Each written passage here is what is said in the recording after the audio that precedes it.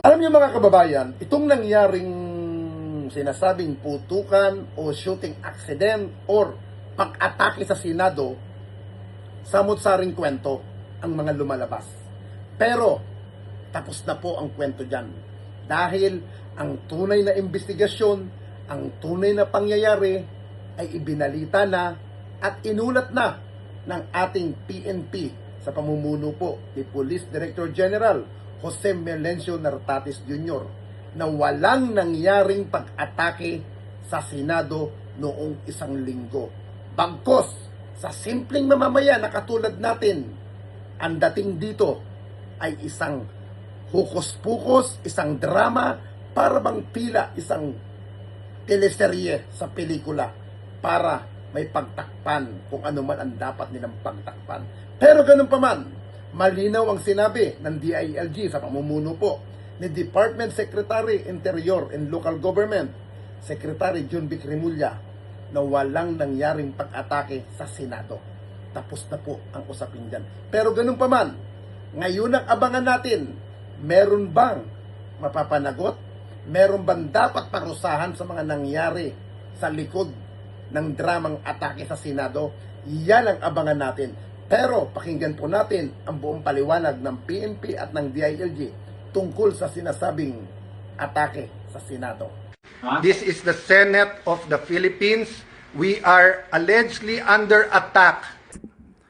Hindi, kasama ko po ngayon dito si Secretary of Justice Vida, si Chief Nartates, para isaad ang mga nangyari noong May 13. Unang-una po, gusto ko pong isaad na pagkatapos ng 6 na araw na masusing pag-iimbestigasyon, paghagila po ng lahat ng available videos, interviews, affidavits, ay marami po kaming conclusion na nakuha.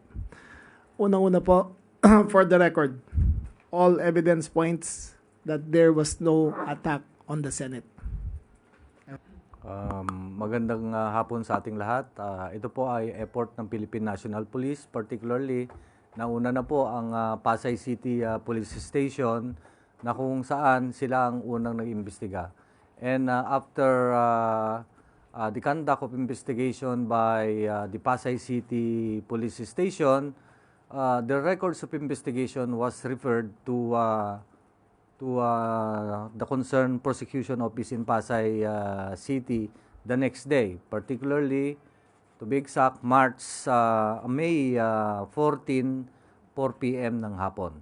And then, in the continuing investigation, nandun na po, sumama na po ang Criminal Investigation and Detection Group for the unearthing of records, facts,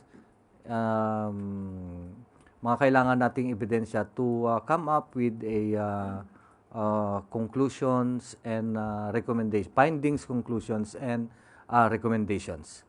At ito pong pag-unearth natin ng investigation, lalong-lalo ng mga facts, lalong-lalo na last Friday, the Department of Justice have sent out directive to turn in all records of investigation papunta po sa Department of Justice. And then therefore, in compliance with the directive, we will be submitting the records of investigation to the Department of Justice, including the earlier records that was submitted to, referred to Pasay City Prosecutor's Office last Thursday, 4 p.m.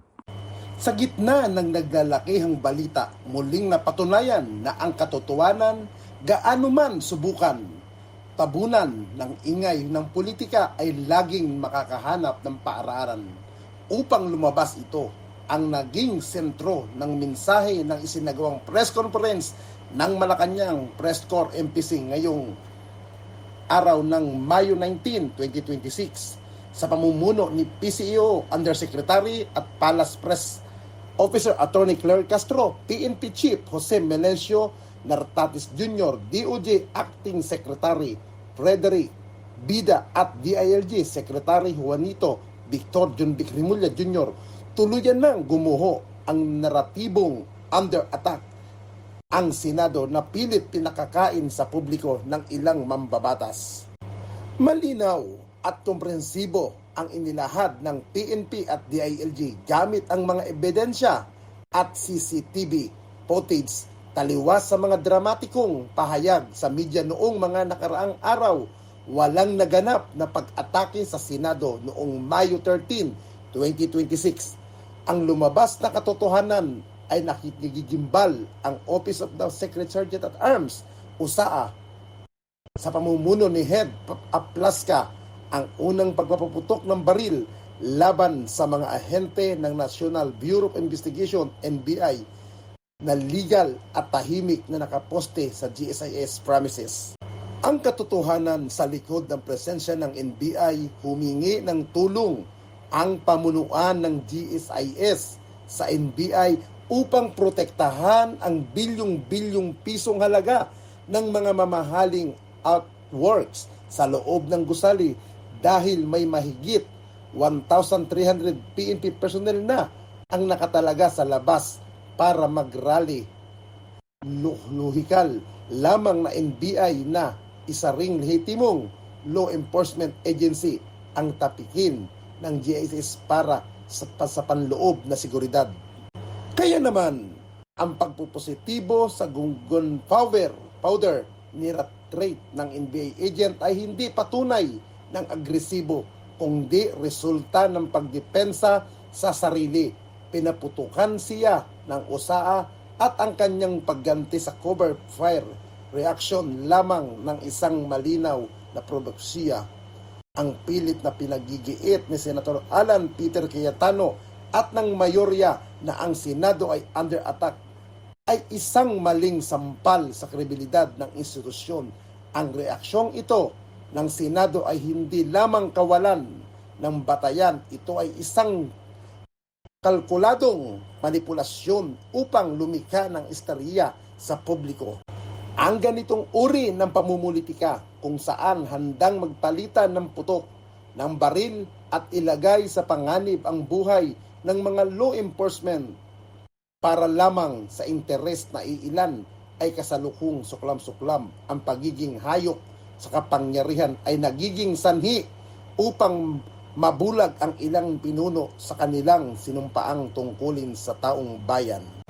Sa pagharap na ito ng PCO, PNP, DOJ at DILG, tapos na ang panahon ng haka-haka. Ang katotohanan ay suportado ng solidong siyentipikong ebidensya at mga CCTV footage na hindi pwedeng kutyain o manipulahin ng retorika. Panahon na upang magising ang publiko sa mga ganitong uri ng sarwelang dapat harapin ni Cayetano at mga kasamahan niya ang katotohanan, aminin ang pagkakamali at panagutin ang panlilinlang sa bayan. Ang Senado ay hindi biktima, ang taong bayan ang tunay na pinaglalaruan sa kwentong ito dahil nakalatag na ang mga baraha. Ang taning hiling na lang ng bayan ay mabilis na pag-uusad ng hustisya laban sa mga mapang-abuso sa kapangyarihan.